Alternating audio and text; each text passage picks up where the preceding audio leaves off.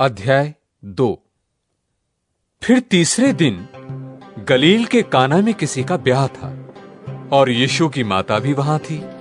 यीशु और उसके चेले भी उसी ब्याह में नेवते गए थे। जब दाख रस घट गया तो यीशु की माता ने उससे कहा कि उनके पास दाख रस नहीं रहा। यीशु ने उससे कहा, हे महिला, मुझे तुझसे क्या काम, अभी मेरा समय नहीं आया। उसकी माता ने सेवकों से कहा, जो कुछ वह तुमसे कहे वही करना। वहां यहूदियों के शुद्ध करने की रीति के अनुसार पत्थर के 6 मटके धरे थे, जिनमें 2-2, 3-3 मन समाता था। यीशु ने उनसे कहा, मटकों में पानी भर दो। सो उन्होंने मुंह भर दिया। तब उसने उनसे कहा, अब निकाल कर भोज के प्रधान के पास ले जाओ। वे ले गए। जब भोज के प्रधान ने वो पानी चखा जो दाखरस बन गया था और नहीं जानता था कि वो कहां से आया है, परंतु जिन सेवकों ने पानी निकाला था वो जानते थे, तो भोज के प्रधान ने दूल्हे को बुलाकर उससे कहा, हर एक मनुष्य पहले अच्छा दाखरस देता है और जब लोग पीकर छक जाते हैं तब मध्यम देता है, परंतु तूने अच्छा दाखरस अब तक रख छोड़ा है।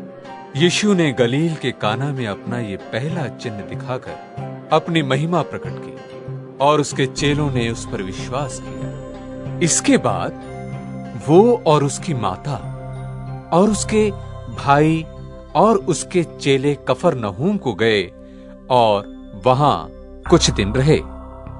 यहूदियों का फसह का पर्व निकट था और यीशु यरूशलेम को गया और उसने मंदिर में बैल और भेड़ और कबूतर के बेचने वालों और सर्राफों को बैठे हुए पाए और रस्सियों का कूड़ा बनाकर सब भेड़ों और बैलों को मंदिर से निकाला और सर्राफों के पैसे बिठा दिए और पीड़ों को उलट दिया और कबूतर बेचने वालों से कहा, इन्हें यहाँ से ले जाओ, मेरे पिता के भवन को व्यापार का घर मत बनाओ। तब उसके चेलों को स्मरण आया कि लिखा है, तेरे घर की धुन मुझे खा जाएगी। इस पर यहूदियों ने उससे कहा, तू जो यह करता है तो हमें कौन सा चिन्ह दिखाता है? यीशु ने उनको उत्तर दिया कि इस मंदिर को ढा दो और मैं उसे 3 दिन में खड़ा कर दूंगा।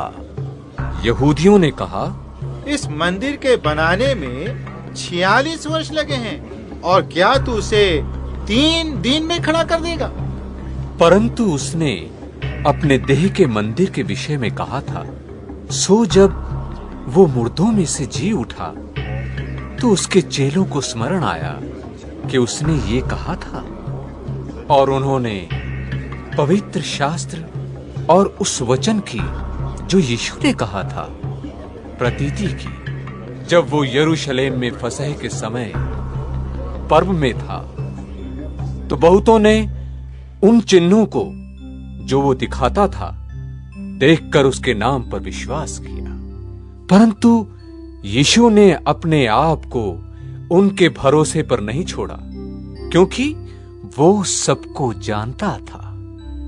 उसे प्रयोजन न था कि मनुष्य के विषय में कोई गवाही दे, क्योंकि वो आप ही जानता था कि मनुष्य के मन में क्या है।